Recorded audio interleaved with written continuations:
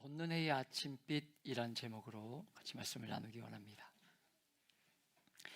여러분, 다윗의 생애를 마감하는 어떤 면에서 마무리하는 이 시이기 때문에 우리가 이 사무엘하 22장의 말씀을 오랜 시간 동안 보았었는데, 그 긴 시가 끝나면서 다시 23장이 열리기 시작하는데, 여러분 뭐가 또 등장하냐면 또 시가 등장을 해요. 우리가 지금 계속해서 보고 있는 말씀이 어떤 말씀이냐면, 다윗이 그의 인생의 거의 말년에 마지막쯤을 보내면서 내가 살아보니까 이렇더라 라는 이야기를 지금 우리가 듣고 말씀을 읽고 있습니다. 지금 그 말씀을 계속 나누고 있는데, 오늘 우리가 23장을 시작하면서 기록되어 있는 말씀이 무엇입니까? 다윗의 마지막 말이라 이렇게 기록되고 있어요. 물론 여러분이 마지막 말이다라고 해서 유언이다 이렇게 우리를 생각할 필요는 없을 것입니다. 인생을 살다 보면 여러분, 인생은 정말 이렇게 살아야 되더라 하고 자기 인생을 요약하고 있는 에기스와 같은 말을 우리에게 그리고 후손들에게 주시는 글이 오늘 우리가 읽고 있는 말씀이라고 보면 틀림없다는 거예요. 여러분, 그 귀한 말씀이 무엇에서부터 시작되고 있습니까? 자기를 소개하는 데에서 말씀이 시작되고 있더라는 거예요. 1절에 보면 네 가지로 자기를 소개하고 있어요. 첫 번째로 어떻게 소개하고 있을까요? 첫 번째로 누굽니까? 이새의 아들.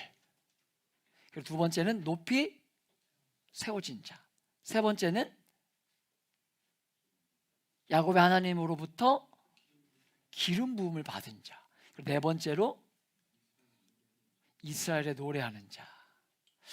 와, 여러분, 참 욥기의 말씀을 우리가 읽고 묵상할 때도 그랬지만, 참 믿음의 선조들을 우리가 알아가면 알아갈수록 여러분, 정말 그 안에 담겨 있는 너무나 삶의 메시지가 너무 귀하다라는 생각들을 가지게 돼요.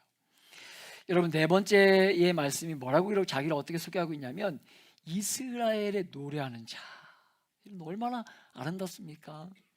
여러분, 지금 자기의 말년의 마지막을 소개하는데, 이제 언제 죽어도 이상하지 않을 다윗의 삶을 마지막을 정리하면서 자기를 어떻게 소개하고 있냐면 이스라엘에 노래하는 자. 나는 이스라엘에 노래하는 자다. 이렇게 소개하고 있더라는 거예요.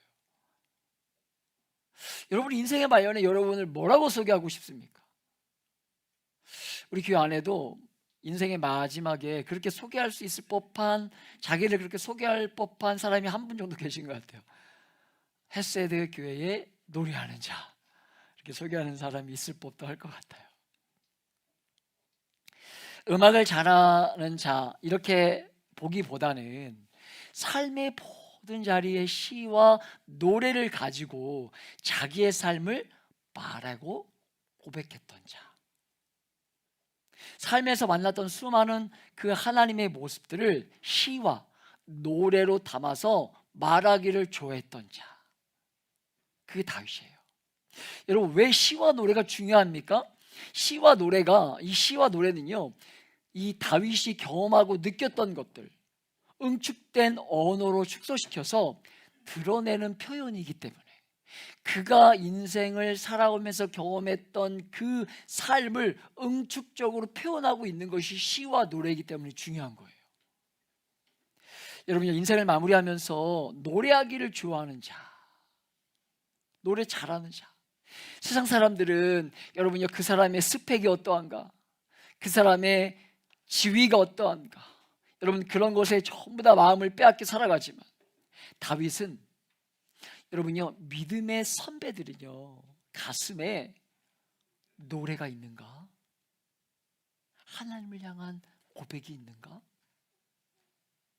인생을 살아가면서 이렇게 눈물 흘릴 일이 많은 인생, 고통과 어려움이 많은 인생. 제가 지난주에도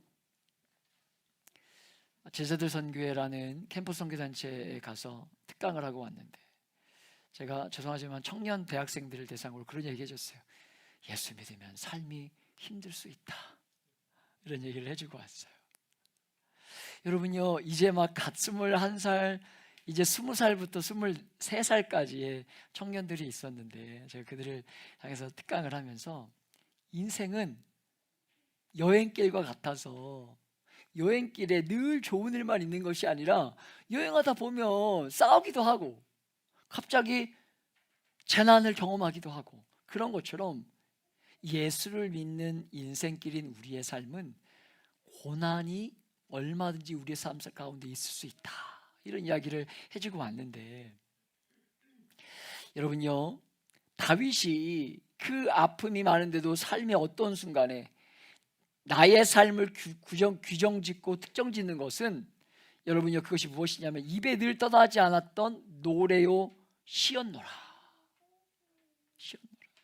다윗은 자기의 생을 여러분과 저에게 그렇게 소개하고 있다는 거예요. 내 인생이 힘들고 어려움이 많았지만 늘 내 입에 내 삶을 규정짓는 특징을 무엇이라고 내가 한마디로 정리할 수 있냐면, 입에 늘 떠나지 않는 노래와 시가 있었다. 이렇게 자기의 삶을 마무리하고 있다는 거예요.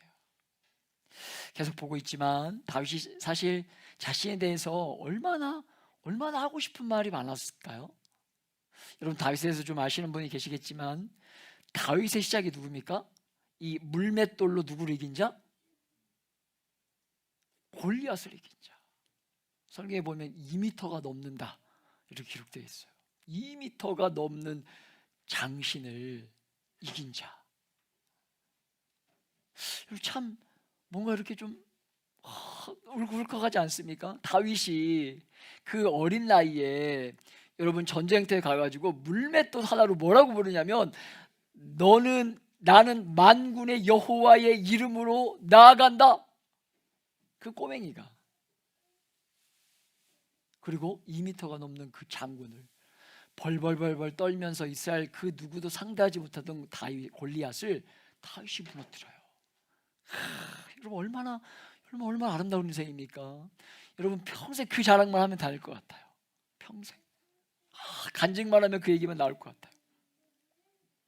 여러분, 수많은 전쟁에서 승리를 거둔 사람이고 이스라엘 역사 가운데 가장 위대한 왕으로 꼽히는 자가 바로 다윗이에요.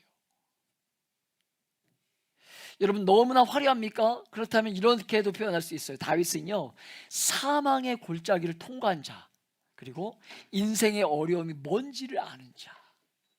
왜 그렇습니까? 아들에게 버림받고, 여러분, 아들 있는 분 계십니까? 아들. 여러분, 하나님 주신 자녀의 복을 누리시길 축복합니다. 여러분, 아들, 딸이, 자녀가, 성경은 아들이 아버지를 반역하고 죽이려고 해요. 그래서 실제로 쫓겨나기도 하잖아요. 왕궁에서 쫓겨나기도 합니다. 왜? 아들을 피해서. 이와 같이 정말 평생 옆에서 충성스럽게 함께했던 그 장군에게 여러분요, 버림받은 자. 소개할 말이 이렇게 많을 텐데 다윗은 자기의 삶의 말미에 귀한 고백을 하면서 자기를 이세의 아들 다윗, 이렇게 기록하고 있더라는 거예요. 여러분, 8번째의 아들로 태어나서 아버지조차도 큰 기대를 하지 않았던 사람이 다윗이에요. 그래서 여러분요, 이스라엘의 첫 번째 왕이 사울이라는 사람인데, 이 사울이 하나님의 마음에 합당하게 살지 못해서 하나님이 이스라엘의 왕을 바꾸게 되는데, 그래서 사무엘이라는 선지자를 통해서 이스라엘 왕을 세우게 되는데, 이새의 다윗의 아버지의 집인 이새 집에 찾아갑니다. 그리고 왕으로 하나님이 세우시기 위해서 기름 부으는 역사를 하시는데, 여러분요, 너무나 평범한 다윗이었기 때문에 다윗이 무엇을 했냐면, 다윗의 아버지인 이새가 무엇했냐면, 첫째 아들부터 7째 아들까지는 여러분요, 이렇게 다 불러와 가지고 이 아들이 왕이 될 인물입니까? 소개하는데, 다윗은 소개도 하지 않아요. 다윗은 뭐 하냐면요, 여러분요, 그 시대는 여러분이 이렇게 가축을 기르는 시대이기 때문에 들판에서 양을 치고 있었던 것이 다윗이에요. 하나님의 그래서 합한 마음이 들지 않았을 때에, 여러분, 이 다윗에게 기름을 부었지만 이 어쨌든 8번째 아들로 태어나서 아버지인 이새에게조차도 큰 기대감을 갖지 못하게 했던 인물이 다윗이에요. 너무나 평범한 인물. 그러니까 소개할 필요도 없는 거예요, 사무엘에게. 여러분, 그런 그가 이렇게 이새의 아들인 이들의 아들의 평범한 아들에 불과했지만 높이 세워지지 않았습니까?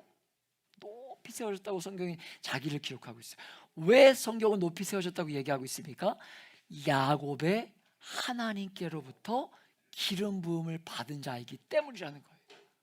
야곱의 하나님으로부터. 여러분, 저라면 믿음의 조상인 아브람의 자손 이렇게 했을 것 같은데, 야곱은 뭐라고 이 다윗은 뭐라고 소개하는지를 우리가 주목해 볼 필요가 있는데, 여러분, 야곱의 하나님이라 이렇게 붙이고 있어요. 여러분, 유대인이 가장 존경하는 인물 중, 여러분 초등학교 때 여러분에게 질문하면 여러분이 가장 존경하는 인물은 누구예요? 라고 하면 대부분의 많은 사람들이 누구라고 대답했던 기억이 있습니까? 예를 들면 많은 있겠지만 뭐 위인들 중에 뭐 세종대왕도 계시고 이순신 장군도 계시고 그렇지 않습니까? 기회가 되면 광화문에 이렇게 이순신 동상이 있죠. 한번 그런 것도 좀 보여주고 싶은 마음도 있는데, 여러분 그렇게 막 그런 사람, 죄송합니다, 그런 사람을 자기 앞에 붙일 법도 한데, 왜 그래요? 이 시대는요, 여러분 족보를 중요하게, 우리가 살아가고 있는 몸담고 살아가는 시대의 기준이 무엇입니까? 족보를 중요하고 가문을 중요하게 여기고 어떤 라인을 타는 걸 너무나 중요하게 여기는 시대 아닙니까? 그래서 얼마든지 그 민족들이 그렇게 추앙하고 있던 아브라함, 믿음의 조상인 아브라함의 자녀다라고 붙일 법도 한데, 오늘 다윗은 자기의 말년을 소개하면서 뭐라고 기록하고 있냐면 야곱의 하나님, 이렇게 자기 앞에 이름에 수식어를 붙이고 있다는 거예요. 여러분, 높이 세워졌지만 더디 바뀌고, 다윗이 자신이 높이 세워지면 더디 바뀌고, 야곱, 여러분 야곱이라는 사람이 얼마나 인간적인 방법으로 야갔던 사람인지 몰라요. 에서의 두 번째 쌍둥이인데 에서의 두 번째 동생입니다. 두 번째 동생. 여기도 두 번째 동생이 있죠. 이 두 번째 동생인데 당시의 장자에게 하나님이 허락했던 그 복을 빼앗기 위해서 얼마나 인간적인 방법을 썼던 것이 야곱인지 몰라요. 그러니까 인간적인 모습을 볼 때 야곱은요 얼마나 약삭빠른 인간인지 모릅니다. 그러니까 그렇게 더디 바뀌고 허물 많고 잘못 많은 그것이 야곱인데, 마치 다윗이 그렇다는 거예요. 그런 자기를 끝까지 포기하지 않으시고 하나님께서 결국은 깨끗하게 만들어 가시고야마는, 그래서 마치 야곱을 이스라엘이라 이름으로 바꾸셨던 그 하나님이, 그 신실하신 하나님이 오늘도 변함없이 야곱을 야곱되게 하셨던 그 하나님께서 나를 높이 세우셨다. 나같이 이렇게 부족하고 연약하고 평범하고 내세울 곳 없고 더디 바뀌고 죄인인 나를 이렇게 높이 세워주셨다 라고 의미를 붙이면서 야곱의 하나님이라는 표현을 쓰고 있다는 거예요. 사랑하는 여러분, 하나님은 자기의 자질에 따라서, 인생의 자질에 따라서 여러분 인생을 좌우하시는 분이 아니십니다. 세상은 늘 사람의 자질을 이야기하기를 좋아하고, 그래서 금수저다, 은수저다, 다이아몬드 수저다, 너무 옛날 얘기입니까? 또 이것도 너무 옛날 얘기예요. 그렇게 어떤 구분하기를 좋아하는 시대이지만 그런 게 아니라는 거예요. 여러분, 정말 질그릇과 같은, 좋은 그릇이 아닌 질그릇과 같은 우리 속에 보화를 담아 두셨다는 것으로, 보배가 질그릇에 담겨 있다는 거예요. 야곱의 하나님, 그 하나님이 나를 높이 세우시는데 어떤 방법으로 세우셨다는 것입니까? 야곱의 하나님이 기름을 부어서 세우셨다는 거예요. 여러분, 구약에서 기름을 부었다는 것은요, 신약의 개념으로 보면 성령을 선물로 주셨다는 것입니다. 하나님께서 성령을 선물로 주셔서 우리같이 허물 많은 자에게 감히 생각할 수도 없는 권능과 역사를 허락하시고, 여러분 우리같이 우리 같은 자를 높이 세워서 존귀하게 하셨다. 다윗은 자기의 생을 이렇게 소개하고 있더라는 거예요. 사랑하는 여러분, 야곱의 하나님께서 여러분과 저를 기름 부어 세워서 우리의 힘으로, 우리의 자질로, 우리의 결심으로 가능하지 않은 성령을 우리에게 선물로 주시고 성령 역사하심에 따라서 우리를 하나님의 사람으로 존귀하고 영화롭게 붙들고 사용하시고 높이 세우신다는 것, 이것이 하나님의 방법이라는 거예요. 이것이. 성경은요, 우리의 자질이 모자라서, 우리가 능력이 없어서 하나님 앞에 쓰임받지 못할 사람은 아무도 없다고 분명히 이야기하고 있습니다. 신실하지 못해서, 충성스럽지 못해서 우리가 사용받지 못하는 것이지, 우리의 자질이 모자라서, 재능이 모자라서 사용하지 않는 법은 없다는 거예요. 우리에게 달려있는 게 아니라는 거예요. 성령 하나님이 권능을 옷 입혀주시고 여러분 역사에 사용하시면 사용되지 않을 자가 없는 것입니다. 여러분, 전 어린 시절에 예수를 믿고 교회에 몸담고 살아오면서 어떤 때는 좌절한 적도 많이 있었어요. 한 시절 정말 간증 들을 때 생각해 보면, 제가 어린 시절 저도 국민학교 어제 우리 드럼 형제 드럼 연주회 갔더니 그 어떤 분이 그런 얘기 하시더라고요. 자기는 국민학교 출신이라고. 생각해 봤더니 저도 국민학교 출신인 것 같아요. 그런데 국민학교 시절 또 중학교 시절 이렇게 그 당시 한국 교회 가운데 어떤 일들이 있었냐면 간증하는 문화들이 많이 있었어요. 하나님 만났던 이야기를 많이 간증하는 문화가 있었는데, 그 간증을 들을 때마다 제가 늘 생각했던 게 무엇이냐면, 간증을 들을 때 너무 좋으면서 한편으로 그런 생각을 했어요. 야, 난 어렵겠다. 이런 생각 많이 했던 기억이 있어요. 왜냐하면 그냥 모태신앙이고 막 어떤 박사님 나와가지고 간증하시고, 시장에서 이렇게 일하시는 분 나와서 간증하는 거 한 번도 못 본 것 같아요. 뭔가 이렇게 좀 성공하고 이런 분들 나와서 간증하시고, 그래서 난 힘들겠다. 저런 분들만 하나님 쓰시는구나.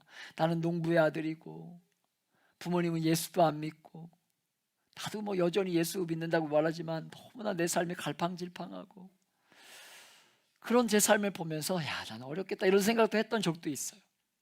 믿음의 유산도 없고 특별히 뭐 내세울 것 없는 저 같은 사람이 정말 하나님께 붙들려 사용될 수 있을까 이런 생각했던 적이 있는 것 같습니다. 여러분, 그런데 성경을 읽어가고 하나님을 알아가면 알아갈수록, 여러분 아직도 선명하진 않지만 조금씩 선명해지는 것 중에 하나가 무엇이냐면, 하나님이 나의 어떤 모습, 나의 어떤 자질을 요구하지 않는다는 것, 그것이 조금씩 알게 되면서 내가 뭐 특별해서가 아니겠구나, 그냥 하나님이 쓰시겠다 하면 쓰시는 거구나, 이런 생각들이 이렇게 하나님의 말씀 가운데 주시면서 얼마나 위로가 되었는지 몰라요. 믿음으로 하나님을 붙들고 반응하는 자들에게 하나님은 성령을 선물로 주시고, 우리의 힘으로, 우리의 결심으로 불가능한 일들을 성령의 역사하심으로 이루어 가시는 그 야곱의 하나님이 기름을 부으심으로 높이 세우시고 상상할 수 없는 일을 하게 하시는 것, 성경을 통해서 우리에게 보여주고 있는 거예요. 여러분, 올해도 실패했는데 내년이라도 뭐 달라질까? 나이가 많은데 가능할까? 여러분, 어른들이 자기 나이를 잊는다고 표현하시지 않습니까? 제가 우리 이 나라 이 정부가 나이를 바꾸면서 저도 나이를 까먹어가지고 몇 살이더라? 이렇게 병원 갈 때마다 나와요. 만 몇 세라고 나와요. 이렇게 약 봉지에. 내가 나이가 이렇게 되었구나. 이렇게 고백하기도 합니다. 나이가 많은데 가능할까?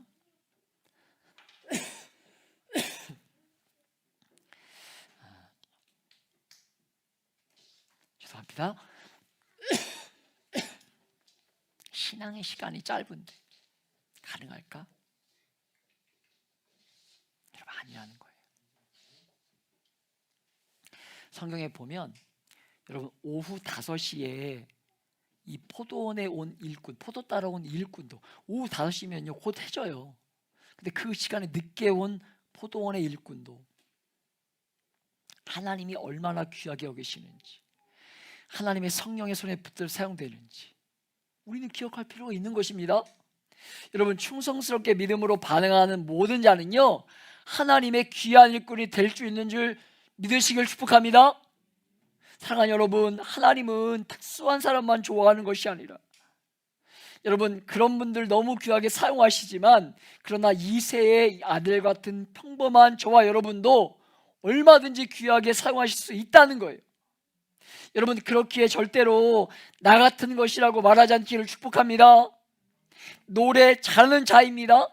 성령이 우리의 삶에 임하니까 눈에 눈물이 묻어 있는데도, 슬픔이 있는데도 노래가 멈추지 않는 거예요. 기쁨이 그 안에 있는 거예요. 옛날에는 좋을 때만 기뻐했지만 여러분, 성령을 선물로 받고 나면 분명히 어렵고 슬픔이 있는데 그 안에 기쁨이 있는 것입니다. 여러분, 제가 아버지를 3년 전에 보내면서 분명히 너무나 힘들고 그 임종 바로 직후에 뵈었을 때는 그 굳어가는 아버지를 뵈면서 너무나 그냥 하염없이 울었는데, 다음날 염을 한다고 하잖아요. 여러분, 그 시간대는요 눈물 한 방울도 나지 않아요. 말씀드렸었죠. 왜? 하나님을 향한 분명한 믿음이 있으니까, 다시 만날 확신이 있으니까. 여러분, 그것이 성령 하나님 우리에게 주신 선물 아닙니까? 그것이 성도가 이 땅의 사람들과 다른 점이잖아요. 눈물이 분명히 있는데 기쁨이 그 안에 있는 거예요. 여러분, 인생의 어려움이 얼마나 많은지 경험을 통해서 아는데도 그 안에 기쁨과 노래가 있는 거예요. 여러분, 우리가 잘 되고 쉬울 때 그때도 하나님 은혜가 있지만, 우리가 고난을 통과하고 힘들 때도 그때도 하나님이 우리와 얼마나 가까이 계시는지 여러분 의심하지 않는 저와 여러분 되시길 축복합니다.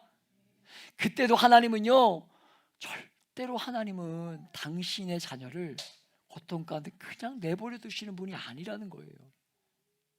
제가 아이들을 위해서 기도할 때마다 우리 공동체에게 맡겨주신 귀한 아이들을 위해서 함께 기도하게 됩니다. 그런데 어떤 이름에 머물 때가 있어요. 그렇게 기도하다 보면 막혀서 머물 때가 있어요. 그러면 어떤 때냐면 그 아이가 아프거나 문제가 있을 때 그 아이의 이름 앞에 이렇게 머무르게 돼요. 그 다음으로 아이로 넘어가지 않아요. 하나님의 마음이 한 번씩 누려지면 노래가 있는 거예요. 그게 하나님 아버지의 마음인 거예요. 노래 잘하는 자, 왕이니까 좋은 일만 많이 있어서가 아니라는 겁니다. 여러분, 다윗이 언제 노래를, 이런 주옥 같은 노래와 시를 쏟아냈냐면 잘 될 때는 거의 없어요. 언제 했냐면 고난당하고 아들에게 쫓겨나고 장인 어르신인 사울에게 죽임당할 위협을 당하고 이런 고통 가운데 있을 때에, 수많은 이 어려움을 통과할 때에 하나님의 은혜가 있음을 노래하고 고백했던 것이 다윗의 삶이었다는 거예요.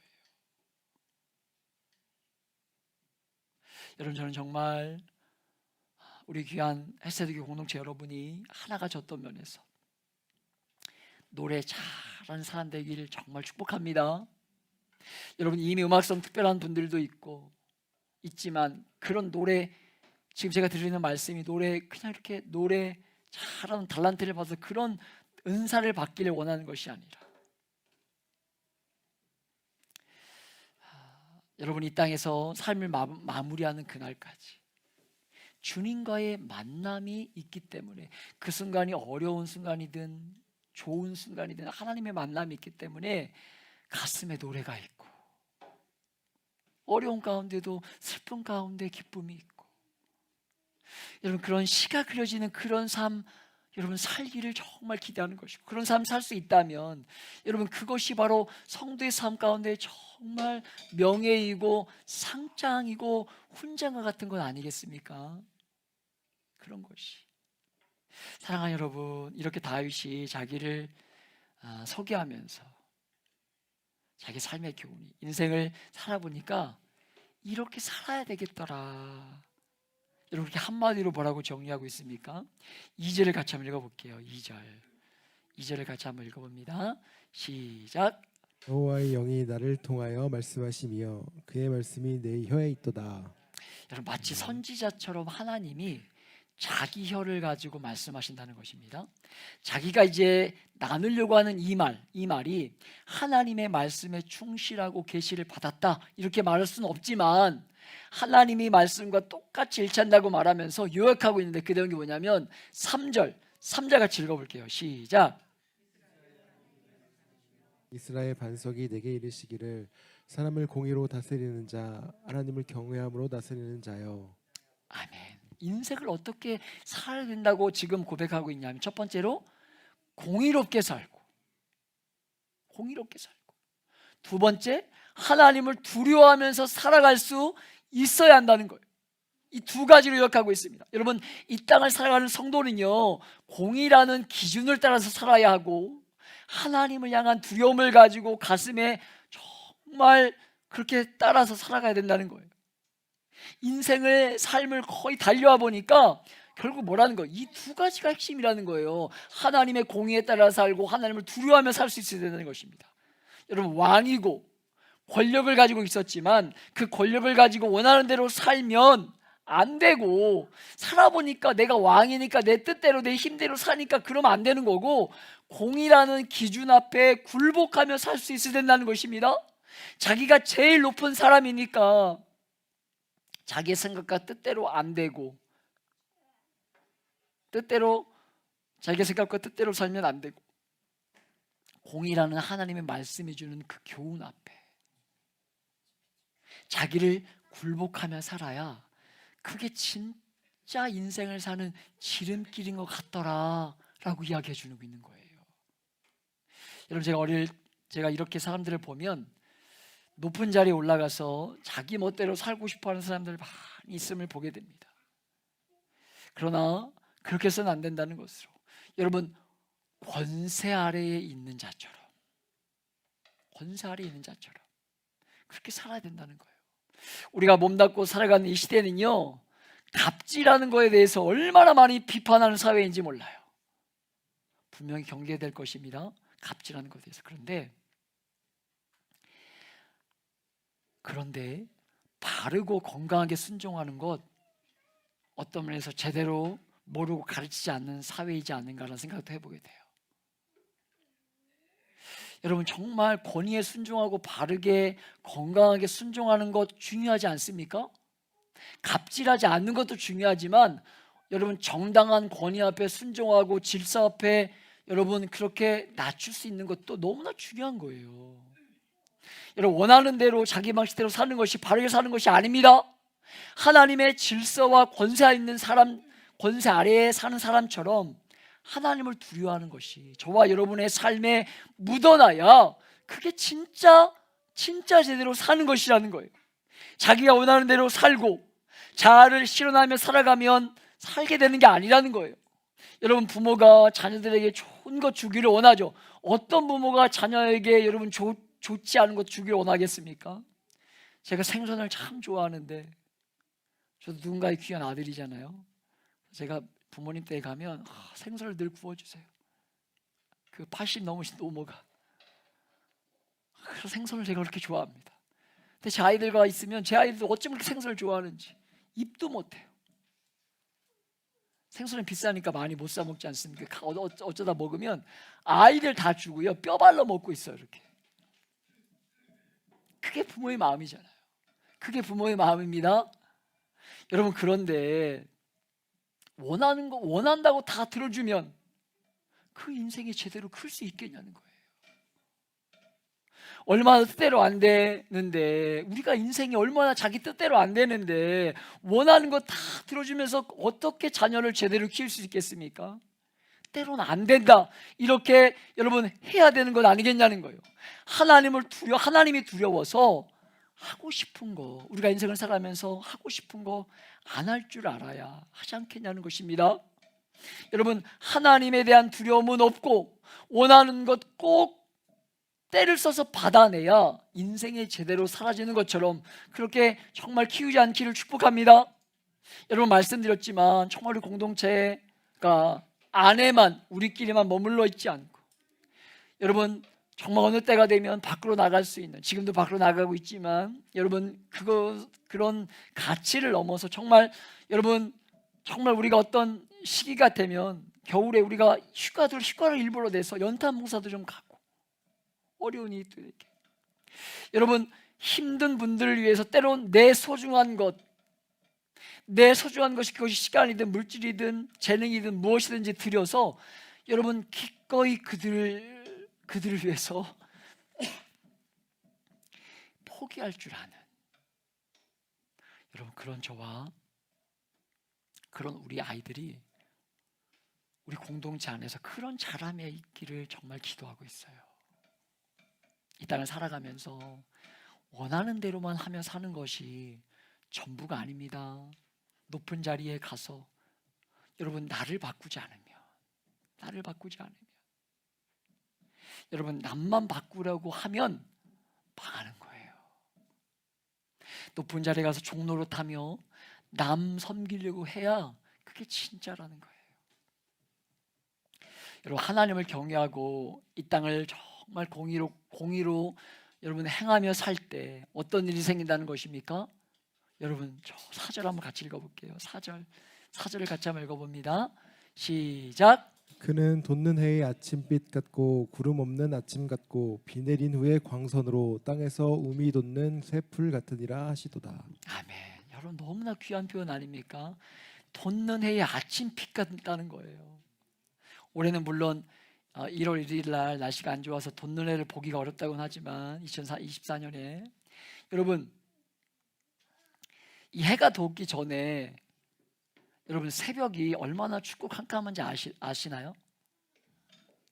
해가 돋기 전에. 그런데 해가 뜨면 아무리 춥고 캄캄해도 여러분 따뜻해지면서 모든 것이 밝아지지 않습니까?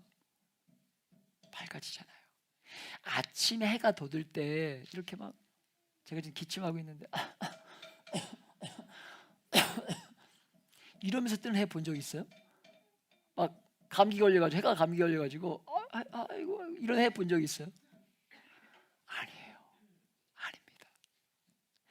여러분요 얼마나 힘차게 아침 태양이 뜨는지 몰라요. 그 어떤 것도 막을 수 없어요. 어떤 것도 아침에 해가 뜨는 것을 막을 수 없어요. 뜨면 온 세상이 달라지는 것입니다. 사랑하는 여러분, 공의롭고 하나님을 두려워함이 가슴에 있으면 돋는 해의 아침빛 같다는 거예요.